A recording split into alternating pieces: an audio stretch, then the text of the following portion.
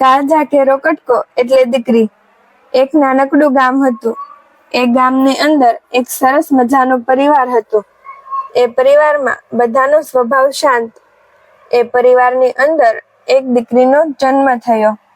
દીકરી દેખાવમાં સુંદર અને શાંત હતી, અને જ્યારે પિતા દીકરી જોતા હોય છે ત્યારે તેના પિતા ખૂબ ખુશ થાય છે અને આંખમાંથી પાણી આવે છે, ને પિતા દીકરીના માથા ઉપર હાથ ફેરવીને કહે છે, બેટા, ખૂબ આગળ વધજે અને મમ્મી પપ્પાનું નામ રોશન કરજે. એમ કહી પપ્પાએ દીકરીના માથા ઉપર હાથ મૂક્યો ત્યારે દીકરી પપ્પાની સામે જોઈને ખુશ થઈ ગઈ. પછી ધીમે ધીમે દીકરી મોટી થાય છે, અને જ્યારે 5 વર્ષની થાય છે તેના પિતા એને શાળામાં ભણવા મૂકે છે, અને શાળાના શિક્ષકને કહે છે, સાહેબ, આ મારી દીકરી લાખોમાં એક છે અને મારા દિલની ધડકન છે. આ મારા કાળજાના કટકાને બરાબર શિક્ષણ આપજો. પછી તો દીકરી 6, 7, 8, 9 ધોરણમાં ખૂબ ઊંચું પરિણામ લાવે છે.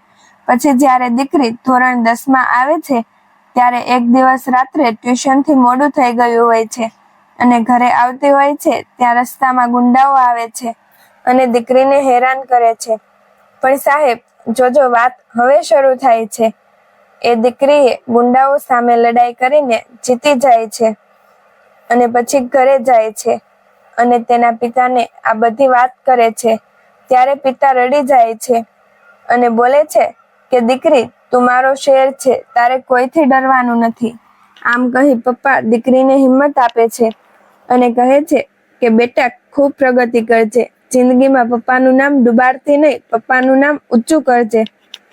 અને એ દિવસે દીકરીએ નક્કી કરે છે કે હવે તો જિંદગીમાં કોઈ પણ મુશ્કેલી આવે એની સામે લડવા તૈયાર છું. સ્વભાવે સંસ્કારી અને સહનશીલતા ધરાવતી હતી. ધોરણ 10માં પણ સારું પરિણામ આવ્યું. પછી એના પપ્પાએ ધોરણ 11-12 કરવા માટે બહાર ભણવા મોકલે અને કહ્યું, બેટા, પપ્પા તારી જોડે છે, ચિંતા ના કરતી અને ભણવામાં ખૂબ ધ્યાન રાખજે, ખૂબ ભણજે. અને દીકરી પછી એનું ધોરણ 11-12 પણ પૂર્ણ કર્યું અને પછી વેકેશન પડ્યું. વેકેશનમાં પપ્પાએ દીકરીને પૂછ્યું, બેટા, તારે જિંદગીમાં શું બનવું છે? દીકરી બોલી, કલેક્ટર થવું છે અને મહાન વ્યક્તિ બનવું છે. પપ્પા બોલ્યા, વાહ વાહ મારી લાડકવાઈ દીકરી, તું એક દિવસ જરૂર કલેક્ટર બનીશ, પણ મહેનત ખૂબ કરવી પડશે. દીકરી બોલી, હા પપ્પા, હું મહેનત કરીશ. પછી તો દીકરીનું પરિણામ આવ્યું. દીકરીને BSc કરવું હતું, એટલે પછી પપ્પાએ એને બહાર શહેરમાં ભણવા મોકલી. કોલેજમાં પણ દીકરી નિડરતાથી રહેતી હતી અને કોલેજમાં પણ પરિણામ સારું લાવી અને 3 વર્ષ પૂર્ણ થયા અને ગ્રેજ્યુએટ થઈ ગઈ.